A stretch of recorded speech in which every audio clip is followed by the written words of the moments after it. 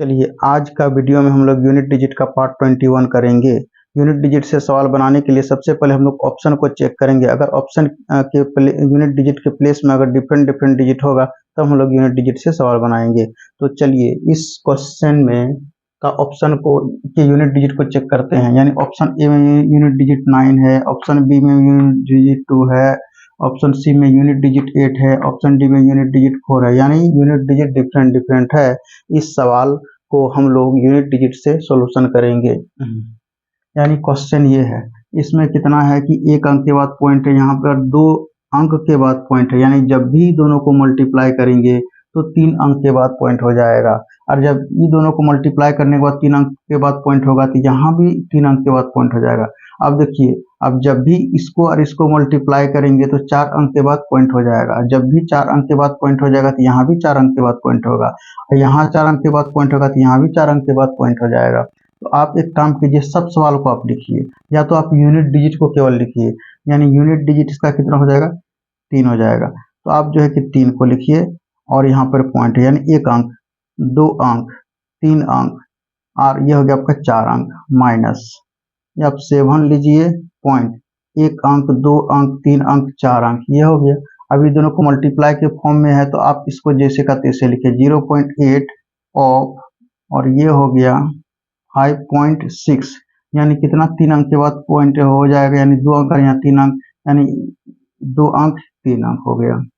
आप चाहे तो केवल इसका यूनिट डिजिट भी आप ले सकते हैं ऐसे, यानी केवल हम इसका यूनिट डिजिट भी लेते हैं। यानी यूनिट डिजिट इसमें कितना है, 6 है, तो आप जो है कि केवल यूनिट डिजिट 6 लीजिए। और यानी कितना, 3 अंक के बाद 1, 2, 3 अंक के बाद पॉइंट हो गया। उसके बाद जो है कि आप इसको जैसे का तैसे उतार दीजिए, 1.03।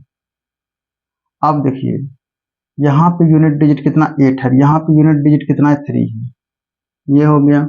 तो आप जो है एक बार लिखते हैं, यूनिट डिजिट 8 हो गया, यूनिट डिजिट 3 हो गया, जब दोनों को मल्टीप्लाई करेंगे तो कितना हो जाएगा, 24 हो जाएगा। यानी यूनिट डिजिट कितना हुआ, 4 हुआ। लेकिन यहाँ पे माइनस है। अब देखिए इसका यूनिट डिजिट कितना है, 0 है, तो आप यहाँ 0 पे लिखिए। अब जिससे हम एक कैरी ले लेंगे 10 होगा। अब यूनिट डिजिट कितना, 4 है, अब कितना हो जाएगा, 6 हो जाएगा। अब ये दोनों, इसका यूनिट डिजिट कितना, 8 है। अब 8 यहाँ मल्टीप्लाई है, दोनों को मल्टीप्लाई कीजिएगा तो कितना होगा, 48 होगा। फिर यूनिट डिजिट कितना हो गया, 8 हो गया, ये आपका यूनिट डिजिट। तो यहाँ लिखिए 8।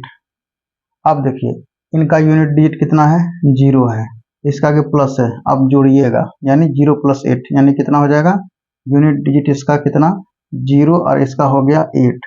जब दोनों को जोड़िएगा तो कितना हो जाएगा, 8 हो जाएगा। यानी ये दोनों का काम तमाम हो गया। अब आगे स्टेप 5 नंबर में, फिर इसका यूनिट डिजिट कितना है, 0 है, आप यहाँ पे 0 लिखिए। और अब देखिए यहाँ पे नेगेटिव में है, इसलिए यहाँ पे नेगेटिव आप डालिए। लेकिन ये पैसा ले लेंगे, 10 हो जाएगा, यानी कितना होगा, 10 होगा। 10 में 8 जाएगा तो कितना होगा, 2 होगा। अब किस ऑप्शन में यूनिट डिजिट के प्लेस में 2 है, तो आप ऑप्शन पे नजर दौड़ा के देखिएगा तो आपको ऑप्शन भी मिलेगा। हम आपको यहाँ लिख के बताए, लेकिन एग्जाम हॉल में कोई जरूरी नहीं है कि आपको लिखना होगा, आपको समझाने के लिए हमको टाइम लग रहा है, बट आप अगर समझ जाइएगा और बनाइएगा समझ कर, कितना टाइम नहीं लगेगा। सीधे आप देखिएगा, यहाँ 2 अंक के बाद पॉइंट, यहाँ 1 अंक के बाद पॉइंट है, 3 अंक का बाद पॉइंट हो जाएगा। सीधे आप यहाँ 0 में जाकर के आप माइनस कीजिएगा, यानी एक पैसा लेकर के 10 में जाकर के 4, 6, इस तरह से ही।